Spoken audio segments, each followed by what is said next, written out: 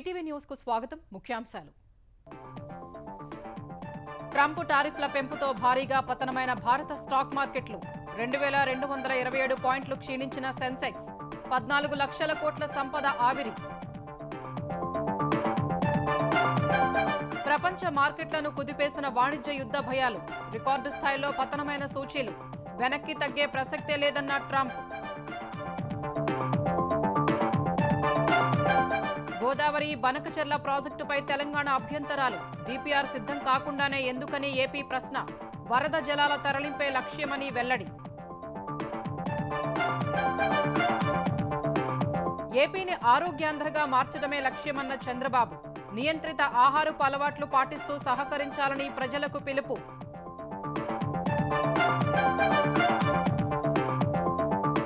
అల్లూరి జిల్లాలో అడవి తల్లి కార్యక్రమం ప్రారంభించిన పవన్ కళ్యాణ్. గిరిజనుల జీవన ప్రమాణాల్ని మెరుగుపరుస్తామని వెల్లడి.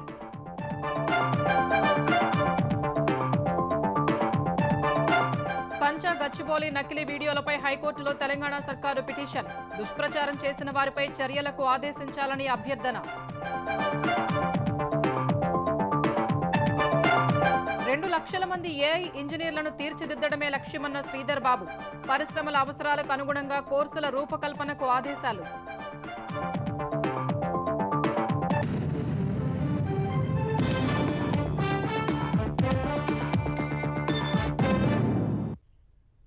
వాణిజ్య యుద్ధ భయాలు వెంటాడడంతో నేడు భారత స్టాక్ మార్కెట్లకు మరో బ్లాక్ మండేగా మిగిలిపోయింది. ట్రంప్ టారిఫ్ల దెబ్బకు ఆసియా, ఐరోపా మార్కెట్లు భారీగా నష్టపోగా భారత మార్కెట్లు భారీగా పతనమయ్యాయి. సెన్సెక్స్ 2227 పాయింట్లు నష్టపోగా నిఫ్టీ 743 పాయింట్లు క్షీణించింది. ఈ ఒక్కరోజే బీఎస్ఈలో మదుపరుల సంపద 14 లక్షల కోట్లు ఆవిరైపోయింది. ట్రంప్ టారిఫ్లు విధించడం, చైనా అంతే ధీటుగా బదిలివ్వడంతో ప్రపంచవ్యాప్తంగా వాణిజ్య యుద్ధ భయాలు తీవ్రమై ఆసియా, ఐరోపా మార్కెట్లతో పాటు భారత మార్కెట్లను ముంచేశాయి. గత సెషన్లో 930 పాయింట్లు నష్టపోయిన సెన్సెక్స్ నేడు ఏకంగా 2227 పాయింట్లు పతనమైంది. క్రితం ముగింపు కంటే 3915 పాయింట్ల నష్టంతో ఈ ఉదయం 71450 పాయింట్ల వద్ద బీఎస్ఈ సూచీ ప్రారంభమైంది. అదే ఒత్తిడి కారణంగా కాసేపటికే 71425 పాయింట్ల కనిష్ట స్థాయికి పడిపోయింది. ఈ దశలో తగ్గిన ధరల వద్ద మదుపర్లు కొనుగోళ్లకు దిగడంతో కనిష్టాల నుంచి కోలుకున్న సూచి 73404 పాయింట్ల గరిష్ట స్థాయిని నమోదు చేసింది. చివరకు 73138 వద్ద స్థిరపడింది. సెన్సెక్స్ 30 సూచీలో ఒక్క హిందుస్థాన్ యూనిలివర్ మినహా మిగిలిన అన్ని షేర్లు నష్టాల్లో ముగిశాయి. టాటా మోటార్స్ షేరు 5.5% తగ్గి మార్కెట్ విలువలో 12502 కోట్లు నష్టపోయింది. జాతీయ స్టాక్ ఎక్స్చేంజ్ సూచీ నిఫ్టీ 743 పాయింట్లు పతనమై 22161 పాయింట్ల వద్ద ముగిసింది. Tata group, Reliance, HDFC bank వంటి ప్రధాన షేర్లు నష్టపోగా కుబేరుల సంపద పెద్ద మొత్తంలో ఆవిరైపోయింది. లోహ రంగాల వాటాలు తీవ్ర అమ్మకాల ఒత్తిడిని ఎదుర్కొన్నాయి. బీఎస్ఈలో మొత్తం 3515 స్టాక్స్ నష్టాలు నమోదు చేయగా 570 పెరిగాయి. మరో 140 స్టాక్స్ లో ఎలాంటి మార్పు లేదు. సెన్సెక్స్, నిఫ్టీ 10 నెలల తర్వాత ఒకే రోజు అత్యధిక నష్టాలు నమోదు చేయడం ఇదే తొలిసారి. గతేడాది జూన్ 4న సెన్సెక్స్ 4390 పాయింట్లు నష్టపోయింది. అదే రోజు నిఫ్టీ 1379 పాయింట్లు క్షీణించింది. డాలర్తో రూపాయి మారకం విలువ 38 పైసలు తగ్గి ₹85.85కు చేరింది. ట్రంప్ ప్రకటించిన సుంకాలు ప్రపంచ మార్కెట్లను అతలాకుతలం చేస్తున్నాయి. తన వైఖరిలో ఎలాంటి మార్పు లేదని తాజాగా ట్రంప్ చెప్పడం మార్కెట్లను పడేసింది. తొలుత ఆసియా మార్కెట్లు భారీగా నష్టాలు నమోదు చేయగా తర్వాత ఐరోపా మార్కెట్లు కూడా అదే బాటలో పయనించాయి. జర్మనీ డాక్స్ 6.5% పతనం కాగా ఫ్రాన్స్ మార్కెట్ CAC 40 5.7% కుప్పకూలింది. బ్రిటన్కు చెందిన FTSE 100 4.5% దిగజారింది. జపాన్ నిక్కీ ఇండెక్స్ ఆరంభంలోనే 8% కుప్పకూలింది. భారీ నష్టాలతో కాసేపు ఫ్యూచర్స్ ట్రేడింగ్ ను నిలిపివేశారు. చివరకు 7.8% నష్టంతో నిక్కీ ఇండెక్స్ ముగిసింది. ప్రపంచ మార్కెట్ల ప్రభావానికి పెద్దగా గురికాని చైనా మార్కెట్లకు నష్టాల సెగ తప్పలేదు. హాంకాంగ్ సెంగ్ 13.5% క్షీణించగా షాంఘై కాంపోజిట్ ఇండెక్స్ 7.3% నష్టాల్ని మూటగట్టుకుంది. తైవాన్కు చెందిన TSE 9.7% పతనమైంది. చైనాకు చెందిన దిగ్గజ సంస్థ అలీబాబా గ్రూప్ 9.9% నష్టపోయింది. దక్షిణ కొరియాకు చెందిన కోస్పి 5.6%, ఆస్ట్రేలియా సూచీ S&P 4.2% పతనమైంది. అమెరికా సహా ప్రపంచ మార్కెట్లో నేలచూపులు చూస్తున్న సొంత దేశంలో పెద్ద ఎత్తున నిరసనలు వెల్లువెత్తుతున్న టారిఫ్లపై తన వైఖరి మారబోదని అధ్యక్షుడు డొనాల్డ్ ట్రంప్ మరోసారి తేల్చి చెప్పారు. కొన్నిసార్లు అనారోగ్యాన్ని బాగు చేసుకోవాలంటే చేదుగా ఉన్నా సరే మాత్రలు తీసుకోవాల్సి ఉంటుందని వ్యాఖ్యానించారు. ప్రపంచ దేశాలతో వాణిజ్య లోటు పరిష్కారమయ్యే వరకు సుంకాలు తగ్గించే ప్రసక్తే లేదని తేల్చి చెప్పారు. భారీ అమ్మకాలపై ఆందోళన చెందటం లేదన్నారు. ఐరోపా, ఆసియా దేశాధినేతలు అమెరికాతో ఒప్పందం కుదుర్చుకోవడం కోసం ఆరాటపడుతున్నారని ఆయన తెలిపారు. వాణిజ్య లోటు పరిష్కారం అయితేనే టారిఫ్లపై చర్చలకు ముందుకొస్తామని ఆయా దేశాధినేతలకు చెప్పినట్లు ట్రంప్ వెల్లడించారు. చైనా, ఐరోపా దేశాలతో భారీ ఆర్థిక లోటుకు సుంకాలే తగిన పరిష్కారమని ట్రంప్ అన్నారు. తాను తీసుకుంటున్న చర్యల వల్ల అమెరికాలోని $1 బిలియన్ ప్రవాహం మొదలైందని చెప్పారు. అమెరికా విధించిన 26% సుంకాలపై ప్రతీకార సుంకాలు విధించే ఆలోచన లేదని కేంద్రం స్పష్టం చేసింది. ప్రతీకార చర్యలకు బదులు అమెరికాతో వేగంగా వాణిజ్య ఒప్పందం కుదుర్చుకోవాలని భావిస్తున్నట్టు వాణిజ్య శాఖ వర్గాలు పేర్కొన్నాయి. టారిఫ్ల అమలు ప్రకటన సమయంలోనే తమకు మేలు చేసే ఆఫర్ ఇచ్చే దేశాలపై సుంకాలు తగ్గించే అవకాశం ఉందని ట్రంప్ నిబంధన పెట్టారని తెలిపాయి. ఈ నిబంధనను అవకాశంగా మార్చుకోవడంపై దృష్టి పెట్టినట్టు ఆ వర్గాలు వెల్లడించాయి. చైనా, వియత్నాం వంటి ఇతర ఆసియా దేశాలతో పోలిస్తే అమెరికా భారత్తో వేగంగా ఒప్పందం చేసుకునే అవకాశం ఉన్నట్టు వాణిజ్య శాఖ వర్గాలు అంటున్నాయి. ట్రంప్ ప్రకటనకు ముందే $23 బిలియన్ దిగుమతులపై తాము సుంకాలు తగ్గించడమే అందుకు కారణమని ఆ వర్గాలు తెలిపాయి. హార్లీ డేవిడ్సన్ బైకులు, బార్బన్ విస్కీపై సుంకాలను 50% నుంచి 40% తగ్గించినట్టు వాణిజ్య శాఖ తెలిపింది. అమెరికా సంస్థలు అందించే డిజిటల్ సేవలపై పన్నులు తగ్గించినట్టు తెలిపాయి. మరోవైపు ట్రంప్ సుంకాల పెంపుతో 2025-26 ఆర్థిక సంవత్సరం భారత వృద్ధి రేటు అంచనాల్లో 20 నుంచి 40% తగ్గవచ్చని నిపుణులు అంచనా వేస్తున్నారు. ఏపీని ఆరోగ్యాంధ్రప్రదేశ్గా మార్చటమే లక్ష్యమని ముఖ్యమంత్రి చంద్రబాబు స్పష్టం చేశారు. అమరావతిలో పీపీపీ విధానంలో మెగా గ్లోబల్ మెడిసిటీని ఏర్పాటు చేసే యోచనలో ఉన్నట్లు తెలిపారు. ప్రతి నియోజకవర్గంలో మల్టీ సూపర్ స్పెషాలిటీ ఆసుపత్రి నిర్మాణానికి ప్రణాళిక చేస్తున్నట్లు సచివాలయంలో వెల్లడించారు. ప్రజలు కూడా ఆరోగ్యంపై శ్రద్ధ వహించాలని సూచించారు. ఉప్పు, వంట నూనె, పంచదార ఎంత తీసుకోవాలనే దానిపై అవగాహన కల్పించారు. వైద్యం, ఆరోగ్యం, జీఎస్టీపై సచివాలయంలో ముఖ్యమంత్రి చంద్రబాబు పవర్ పాయింట్ ప్రెజెంటేషన్ ఇచ్చారు. ఏపీలో పెరిగిన వైద్య ఖర్చులు, వివిధ వ్యాధులపై వివరించారు. జూన్ 15 నాటికి కుప్పంలో డిజిటల్ హెల్త్ నర్వ్ సెంటర్ ప్రారంభిస్తామని చెప్పారు. దీనికి టాటా సంస్థతో పాటు Bill Gates foundation, AP medtech park సహకరిస్తాయని తెలిపారు. రాష్ట్ర వ్యాప్తంగా ప్రజల డిజిటల్ హెల్త్ రికార్డులు రూపొందిస్తామని, త్వరలోనే పిల్లల హెల్త్ రికార్డులను కూడా డిజిటల్ లాకర్లో పెడతామన్నారు. ప్రజలందరికీ ఆయుష్మాన్ భవ ఐడీ కార్డులు జారీ చేస్తామని వెల్లడించారు. నియంత్రిత ఆహారపు అలవాట్లతోనే చాలా వ్యాధుల నివారణ సాధ్యమవుతుందని తెలిపారు. ఉప్పు, వంట నూనె, చక్కెర వాడకం తగ్గిస్తే వ్యాధులు దరిచేరవని సీఎం వివరించారు. సాల్ట్, షుగర్, ఆయిల్ ఈ 3 గణనీయంగా తగ్గించాలి. దీనివల్ల hyper tension, diabetes, obesity, heart problems, liver problem, kidney diseases, brain strokes ఇవన్నీ కూడా కంట్రోల్ అయ్యే అవకాశం ఉంది. ఎవ్రీ పర్సన్కి నేను స్టేట్లో అందరూ కోరుతున్నా ఒక ½ అన్ అవర్ ఎక్సర్సైజ్. సాయంత్రమా, మార్నింగ్ కంపల్సరీగా ½ అన్ అవర్ 30 మినిట్స్ బ్రేక్ తీసుకోవాలి, ఎక్సర్సైజ్ చేయాలి, ఆర్ వాకింగ్ అన్న చేయాలి. నేను ప్రేయర్ కూడా రికమెండ్ చేస్తాను. దానివల్ల స్ట్రెస్ తగ్గుతుంది. నేను న్యూట్రిఫుల్ అని ఒక యాప్ డెవలప్ చేశాను. ఒక అవార్డు ఇచ్చారు, స్కాచ్ అవార్డు ఇచ్చారు. ఇది నాన్ ట్రస్ట్, డబ్బులేమీ ఇవ్వక్కర్లేదు. ఒకసారి వెళ్ళండి, చూసి మీరు వాడండి. వాడితే మీ ఆరోగ్యం బాగుపడుతుంది. అనంతరం ఏపీ వృద్ధి రేటుపై సీఎం చంద్రబాబు ప్రెజెంటేషన్ ఇచ్చారు. 2047 వరకు 15% వృద్ధి రేటు సాధిస్తే 347 లక్షల కోట్లకు ఏపీ స్థూల ఉత్పత్తి చేరే అవకాశం ఉంటుందని చంద్రబాబు పేర్కొన్నారు. 2047కి 13.76 పెట్టుకుంటే 308 లక్షల కోట్ల రూపాయలు జీఎస్టీపీ, 55 లక్షల రూపాయలు తలసరి ఆదాయం. అదే 15%కి వెళ్తే 347 లక్షల కోట్ల రూపాయలు జీఎస్టీపీ, 58,14,916 రూపాయలు తలసరి ఆదాయం వస్తుంది. ఇది 13.76 లక్షలు మనం అచీవ్ చేశాం. 13.5% గ్రోత్ వచ్చింది నేనున్నప్పుడు. 10.3% 19-24లో గ్రోత్ వచ్చింది. దీనివల్ల ఎంత నష్టపోయామంటే 7 లక్షల కోట్ల రూపాయలు జీఎస్టీపీ ఆదాయం తగ్గిపోయింది. అదే గాని ఈ 3.2% గాని పెరుగుంటే దగ్గర 7 లక్షల కోట్ల రూపాయలు జీఎస్టీపీ పెరిగేది. ఎప్పుడు కూడా వెల్త్ క్రియేషన్ లో వచ్చే అడ్వాంటేజెస్ ఇవన్నీ. అమెరికా అధ్యక్షుడు ట్రంప్ నిర్ణయాలతో భారత్ ఒక్కటే కాకుండా ప్రపంచ దేశాలు నష్టపోతున్నాయన్నారు. ఆక్వా అంశంపై ఇప్పటికే కేంద్రానికి లేఖ రాశామని, ప్రత్యామ్నాయ మార్గాల గురించి అధికారులు ఆక్వా పరిశ్రమ ప్రతినిధులతో చర్చిస్తామని సీఎం తెలిపారు. గిరిజన గ్రామాలను వైసీపీ ప్రభుత్వం గాలి కుదిలేస్తే కూటమి ప్రభుత్వం మహర్దశను తెచ్చే ప్రయత్నాలు చేస్తోందని ఉప ముఖ్యమంత్రి పవన్ కళ్యాణ్ చెప్పారు. 10 నెలల్లోనే 1000 కోట్ల రూపాయలు కేటాయించి ఆ గ్రామాల అభివృద్ధికి చర్యలు చేపట్టినట్టు తెలిపారు. అల్లూరు జిల్లాలో 2 రోజుల పర్యటన చేపట్టిన ఆయన డుమ్రిగూడ మండలం పెదపాడులో అడవితల్లి బాట కార్యక్రమాన్ని ప్రారంభించారు.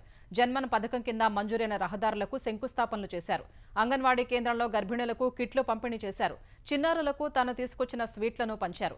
మన్యవాసులు ప్రదర్శించిన అటవీ ఉత్పత్తుల్ని తిలకించారు. తర్వాత గ్రామస్తుల నుంచి సమస్యలు తెలుసుకున్నారు.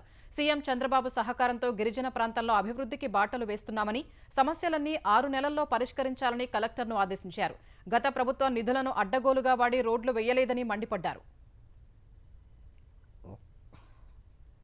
అంటే గత ప్రభుత్వానికి దీనికి ఒకటే తేడా ఏంటంటే 92 కోట్లు మాత్రమే ఖర్చు పెట్టారు 5 సంవత్సరాల కాలంలో. అదే కూటమి ప్రభుత్వం ఇప్పటికీ మేము 1000-5000 కోట్లు పనులు మంజూరు చేసాం. ఇప్పటికీ ఏదో మాట్లాడి చెప్పి వెళ్ళిపోవటం కాదు, వారం రోజుల్లో పనులు ప్రారంభమవుతాయి. మీ నమ్మకాన్ని మేము అమ్ము చేయకూడదని చెప్పి ఈ రోజున ఓట్లు వెయ్యని అల్లూరు సీతారామరాజు జిల్లాలో ఓట్లు పడని మనకి పార్వతీపురం మన్యం ప్రాంతంలో మేము తిరిగి రోడ్లు ఎందుకు వేస్తున్నామంటే మాకు తలా మనా భేదం లేదు, మీరు ఓటు బ్యాంకా కాదా అనే కాదు, మీరు మా వాళ్ళ కాదా, మా గుండెల్లో పెట్టుకుంటాము.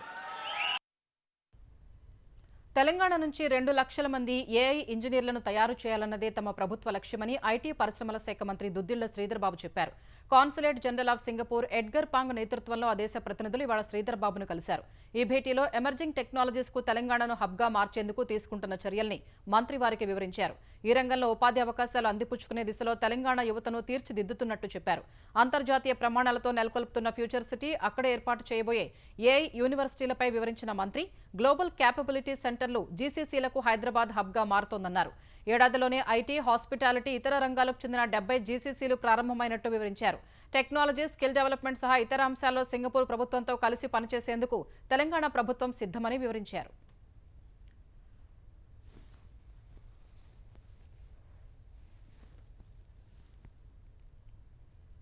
కంచా గచ్చిబౌలి భూములపై ఈ నెల 24లోపు కౌంటర్ దాఖలు చేయాలని హైకోర్టు ప్రతివాదుల్ని ఆదేశించింది.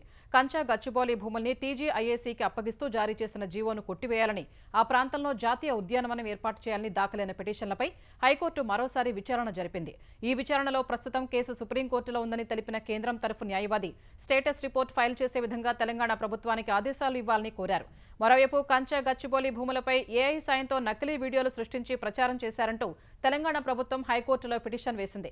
ఈ పిటిషన్పై వాదనలు వినిపించిన సుప్రీంకోర్టు న్యాయవాది మేనక గురుస్వామి 400 ఎకరాలకు సంబంధించి నకిలీ వీడియోలు, ఆడియో క్లిప్పింగ్లు సృష్టించారని తెలిపారు. భూమి చదును చేసే క్రమంలో బుల్డోజర్లను చూసి నెమళ్లు, జింకలు పారిపోతున్నట్లు నకిలీ వీడియోలు సృష్టించి వాటిని సామాజిక మాధ్యమాల్లో వైరల్ చేశారని వివరించారు. ఈ వీడియోలు సృష్టించిన వారిపై తగిన చర్యలు తీసుకునేలా ఆదేశించాలని కోరారు. ఈ పిటిషన్పై 24న వాదనలు వింటామని కోర్టు తెలిపింది. హైదరాబాద్ సెంట్రల్ యూనివర్సిటీ విద్యార్థులపై నమోదైన కేసుల్ని తక్షణమే ఉపసంహరించుకోవాలని పోలీసు శాఖను తెలంగాణ ఉప ముఖ్యమంత్రి భట్టి విక్రమార్క ఆదేశించారు. సచివాలయంలో మంత్రుల sub committee, HCU teachers association, civil society ప్రతినిధులతో చర్చించిన డిప్యూటీ సీఎం ఈ మేరకు నిర్ణయం తీసుకున్నారు. జ్యుడిషియల్ రిమాండ్లోని 2 విద్యార్థులపై ఉన్న కేసులు కూడా ఎత్తివేయాలని సూచించారు. ఈ వ్యవహారంలో న్యాయపరమైన చిక్కులు అడ్డురాకుండా అవసరమైన సలహాలు, సూచనలు ఇవ్వాలని న్యాయశాఖ అధికారుల్ని భట్టి విక్రమార్క ఆదేశించారు. ఆంధ్రప్రదేశ్ ప్రభుత్వం నిర్మించ తలపెట్టిన గోదావరి బనకచెర్ల ప్రాజెక్టుపై తెలంగాణ తీవ్ర అభ్యంతరం వ్యక్తం చేసింది. ఏపీ సర్కారు అనేక విషయాలు దాచిపెడుతోందని, ఇదే అంశంపై బోర్డుకు అనేక లేఖలు రాసినప్పటికీ ఎలాంటి సమాచారం ఇవ్వడం లేదని ఆక్షేపించింది. ఇందుకు స్పందించిన ఏపీ అధికారులు గోదావరి బనకచెర్ల ప్రాజెక్టు డీపీఆర్ సిద్ధం కాలేదన్నారు. ప్రస్తుతానికి వరద జలాలు తరలింపు కోసమే ప్రాజెక్టు రూపకల్పన చేసినట్లు తెలిపారు. మరోవైపు గోదావరిపై ప్రాజెక్టుల్ని జీఆర్ఎంబీకి అప్పగించే ప్రసక్తే లేదని తెలంగాణ స్పష్టం చేస్తే, తెలంగాణ ఇస్తేనే తాము ఇస్తామని ఏపీ తేల్చి చెప్పింది. హైదరాబాద్ జలసౌధలో చైర్మన్ ఏకే ప్రధాన్ అధ్యక్షతన గోదావరి నదీ యాజమాన్య బోర్డు సమావేశమైంది. ఈ భేటీకి తెలంగాణ నుంచి నీటిపారుదల శాఖ ముఖ్య కార్యదర్శి రాహుల్ బుజ్జా, ఈఎన్సీ అనిల్ కుమార్, ఆంధ్రప్రదేశ్ జలవనరుల శాఖ ఈఎన్సీ వెంకటేశ్వరరావు హాజరయ్యారు. ఈ సమావేశంలో ఆంధ్రప్రదేశ్ ప్రభుత్వం నిర్మించ తలపెట్టిన గోదావరి బనకచెర్ల ప్రాజెక్టుపై తెలంగాణ అధికారులు తీవ్ర అభ్యంతరం వ్యక్తం చేశారు. ఈ ప్రాజెక్టును వ్యతిరేకిస్తూ ముఖ్యమంత్రి రేవంత్ రెడ్డి, నీటిపారుదల శాఖ మంత్రి ఉత్తమ్ కుమార్ రెడ్డి, అధికారులు రాహుల్ బుజ్జా, అనిల్ కుమార్లు లేఖలు రాసినప్పటికీ బోర్డు నుంచి కనీస స్పందన లేదని చెప్పారు. కేంద్రం నుంచి గత డిసెంబర్లోనే లేఖ వస్తే కనీస సమాచారం ఇవ్వడంలో గోదావరి బోర్డు విఫలమైందని తెలంగాణ అధికారులు అసంతృప్తి వ్యక్తం చేశారు. ప్రత్యేకించి గోదావరి బనకచెర్ల ప్రాజెక్టు స్వరూపమేంటి, ఎంత నీటిని తరలిస్తున్నారు, ఈ ప్రాజెక్టుతో తెలంగాణపై పడే ప్రభావం ఎంత వివరాలు ఇవ్వాలని కోరారు. ఇందుకు స్పందించిన ఆంధ్రప్రదేశ్ అధికారులు గోదావరి బనకచెర్ల ప్రాజెక్టుకు ఇంకా డీపీఆర్ కూడా సిద్ధం కాలేదని చెప్పారు. కేవలం వరద జలాలను తరలించేందుకే ప్రాజెక్టుకు రూపకల్పన చేస్తున్నట్లు వివరించారు. ఈ దశలో స్పందించిన బోర్డు చైర్మన్ తమకు కూడా ఏపీ ప్రభుత్వం నుంచి ఎలాంటి వివరాలు అందలేదన్నారు. అందుబాటులో ఉన్న సమాచారాన్ని తెలంగాణకిచ్చేందుకు అంగీకరించారు. కేంద్ర గెజిట్ నోటిఫికేషన్ ప్రకారం ప్రాజెక్టులు స్వాధీనం చేయాలన్న జీఆర్ఎంబీ ప్రతిపాదనను తెలంగాణ తీవ్రంగా వ్యతిరేకించింది. ప్రాజెక్టులను స్వాధీనం చేసేది లేదని తేల్చి చెప్పింది. ఈ దశలో తెలంగాణ ఇస్తేనే తాము ప్రాజెక్టులు అప్పగిస్తామని, లేకుంటే తాము ఇచ్చేది లేదని ఏపీ సర్కారు కూడా తేల్చి చెప్పింది. అనంతరం ఇటీవల వరదల్లో కొట్టుకుపోయిన తెలుగు రాష్ట్రాల ఉమ్మడి ప్రాజెక్టు పెద్దవాగుకు దీర్ఘకాలిక మరమ్మతులను పక్కన పెట్టి తక్షణ మరమ్మతులు చేపట్టడంపై చర్చించారు. ఇందుకు 15 కోట్ల రూపాయలు అవసరమవుతాయని అంచనా వేసిన అధికారులు ఆయకట్టు ప్రాతిపదికన భరించేందుకు అంగీకరించారు. అనంతరం గోదావరి బోర్డు సభ్య కార్యదర్శి అజగేషన్ వ్యవహార శైలిపై తెలంగాణ అధికారులు బోర్డు చైర్మన్ కు ఫిర్యాదు చేశారు. రాష్ట్రాలను సంప్రదించకుండానే బోర్డు సమావేశాలు పెట్టడం ఇబ్బందికరంగా మారిందని తెలిపారు. ఇదే సమయంలో డిప్యుటేషన్ పై బోర్డులో పనిచేస్తున్న అధికారులను అజగేషన్ వేధిస్తున్నారని, మహిళా అధికారులను అసభ్య పదజాలంతో దూషిస్తున్నారని ఫిర్యాదు చేశారు. ఉద్యోగులకు మెమోలిచ్చి ఇబ్బందులకు గురి చేస్తున్నారని చైర్మన్ కు వివరించారు. ఈ వ్యవహారంపై బోర్డు చైర్మన్ నిర్ణయం తీసుకోవాలని, ఒక కమిటీ వేసి వాస్తవాలు నిగ్గు తేల్చాలని తెలంగాణ అధికారులు కోరారు. అటు బోర్డు నిర్వహణకు బడ్జెట్ కేటాయించి నిర్వహణకు సహకరించాలని చైర్మన్ కోరారు. ఏపీ ప్రభుత్వం 8 కోట్లు, తెలంగాణ ప్రభుత్వం 5 కోట్ల రూపాయలకు పైనే బకాయి పడ్డాయని తెలిపారు. ఈ నిధులు విడుదల చేయాలని సూచించారు. రాజధాని అమరావతి నిర్మాణానికి కేంద్రం 4,285 కోట్ల రూపాయల నిధులు విడుదల చేసింది. అమరావతి నిర్మాణ పనుల కోసం ప్రపంచ బ్యాంక్ ఏడీబీ నిధుల నుంచి 25% విడుదల చేసింది. కేంద్రం వాటా 750 కోట్లు కలిపి మొత్తం 4,285 కోట్ల రూపాయలు విడుదల చేసింది. రాజధాని పనులు ప్రారంభమవుతున్నందున 25% నిధులు అడ్వాన్స్గా ఇవ్వాలని సిఆర్డీఏ కోరింది. ఈ విజ్ఞప్తి మేరకు కేంద్రం నిధులు విడుదల చేసింది. రైల్వే, దేవాదాయ భూముల్లో ఇళ్ల పట్టాలు 2 ఏళ్లలో ఇస్తామని ఆంధ్రప్రదేశ్ ఐటీ శాఖ మంత్రి నారా లోకేష్ చెప్పారు. మంగళగిరిలో 3వ రోజు మన ఇల్లు మన లోకేష్ కార్యక్రమంలో భాగంగా కొలనుకొండ, పద్మశాలి బజార్, పెనుమాక, ఉండవల్లి, ఇప్పటం గ్రామాల్లోని లబ్ధిదారులకు లోకేష్ ఇళ్ల పట్టాల్ని అందజేశారు. అటవీ ఇరిగేషన్ పరిధిలో ఇళ్ల పట్టాలు ఇవ్వడం చాలా కష్టమని తెలిపిన లోకేష్ 3 ఏళ్లలో మంజూరు చేస్తామన్నారు. పట్టాలు ఇచ్చిన స్థలాన్ని 2 ఏళ్ల తర్వాత అమ్ముకునే హక్కు ప్రభుత్వం కల్పిస్తోందన్నారు. మాజీ మంత్రి వైసీపీ నేత కాకాణి గోవర్ధన్ రెడ్డి ముందస్తు బెయిల్ పిటిషన్పై తీర్పును హైకోర్టు రిజర్వ్ చేసింది. కాకాణిపై పొదలకూరు పోలీసులు నమోదు చేసిన అక్రమ మైనింగ్ కేసులో ఎస్సీ ఎస్టీ చట్టంలోని సెక్షన్లను కూడా చేర్చామని ఇవాళ జరిగిన విచారణలో పోలీసుల తరపున పబ్లిక్ ప్రాసిక్యూటర్ కోర్టు దృష్టికి తీసుకొచ్చారు.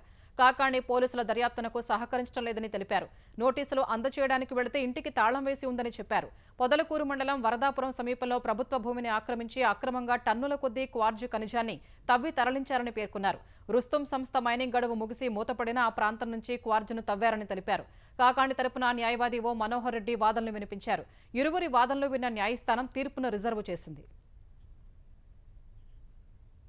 స్థలం కోసం దాడి చేసిన కేసులో అరెస్టైన కడపకు చెందిన వైసీపీ నేత మాజీ డిప్యూటీ సీఎం అంజాద్ బాషా సోదరుడు అహ్మద్ బాషాకు కోర్టు రిమాండ్ విధించింది. 2022లో కడప వినాయక నగర్లో ఓ స్థల వివాదంలో జరిగిన ఘర్షణలో ముస్తాక్ అహ్మద్ అనే వ్యక్తిపై అహ్మద్ బాషా అనుచరులతో కలిసి దాడికి దిగాడు. ఈ ఘటనపై కడప తాలూకా పోలీస్ స్టేషన్లో కేసు నమోదైంది. నిన్న రాత్రి నిందితుడు ముంబై నుంచి కువైట్ వెళ్లేందుకు విమానాశ్రయానికి చేరుకోగా ఆయనపై లుకౌట్ నోటీసులు ఉండడంతో ఇమ్మిగ్రేషన్ అధికారులు అదుపులోకి తీసుకుని కడప పోలీసులకు సమాచారం ఇచ్చారు. కడప పోలీసులు ఇవాళ కోర్టులో హాజరుపరచగా న్యాయమూర్తి 14 రోజుల రిమాండ్ విధించారు. అహ్మద్ బాషాను పోలీసులు కడప జైలుకు తరలించారు. అన్నమయ్య జిల్లా సంబేపల్లి మండలం ఎర్రగుంట్ల వద్ద 2 కార్లు ఎదురెదురుగా వేగంగా ఢీకొన్న ఘటనలో Handrineeva Sujala Sravanthi special deputy collector Ramadevi మృతి చెందారు. ఈ ఘటనలో గాయపడిన మరో 4గురిని రాయచోటి ప్రభుత్వ ఆసుపత్రికి తరలించారు.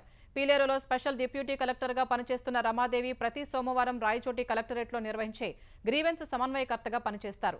అందులో ఇవాళ పీలేరు నుంచి రాయచోటి కలెక్టరేట్కు వస్తుండగా ఆమె వెళుతున్న కారును ఎదురుగా వస్తున్న మరో కారు ఢీకొట్టింది. ఈ ఘటనలో తీవ్రంగా గాయపడిన రమాదేవిని రాయచోటి ప్రభుత్వ ఆసుపత్రికి తరలించేలోపే మృతి చెందారు. ఈ ఘటనపై దిగ్భ్రాంతి వ్యక్తం చేసిన ఏపీ విద్యాశాఖ మంత్రి నారా లోకేష్ ఆమె మృతి అత్యంత బాధాకరమన్నారు. ఆమె ఆత్మకు శాంతి కలగాలని ప్రార్థించారు. గాజా పట్టీపై ఇజ్రాయెల్ రక్షణ దళం ఐడీఎఫ్ చేసిన తాజా దాడుల్లో 57 మంది ప్రాణాలు కోల్పోయారు. గత 24 గంటల్లో స్థానిక ఆసుపత్రులకు 57 మృతదేహాలు వచ్చినట్లు గాజా ఆరోగ్య శాఖ ప్రకటించింది. మరో 137 మంది గాయపడినట్లు పేర్కొంది.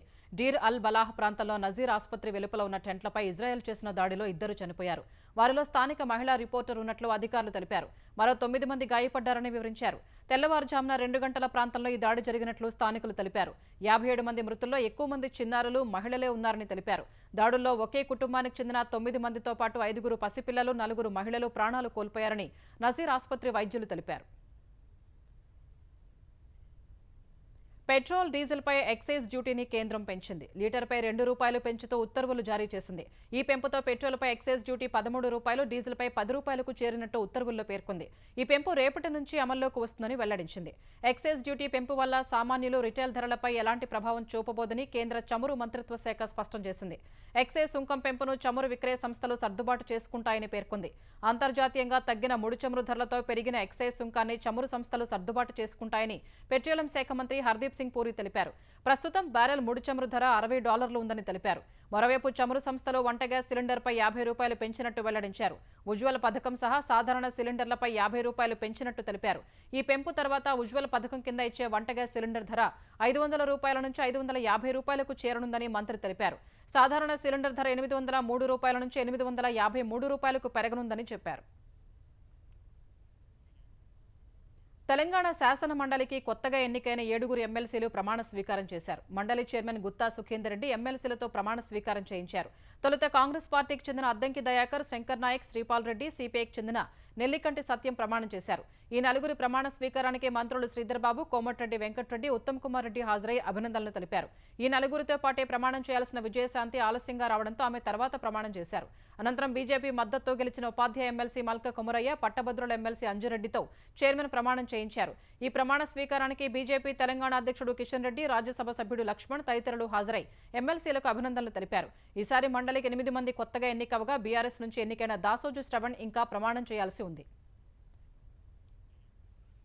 తెలంగాణ ఆర్టీసీలో మరోసారి సమ్మె సైరన్ మోగనుంది. మే 6 అర్ధరాత్రి నుంచి సమ్మె చేపట్టనున్నట్టు ఆర్టీసీ జేఏసీ నేతలు తెలిపారు. ఈ మేరకు ఆర్టీసీ ఎండీ సజ్జనార్కు, లేబర్ కమిషనర్కు సమ్మె నోటీసు అందజేసినట్లు పేర్కొన్నారు.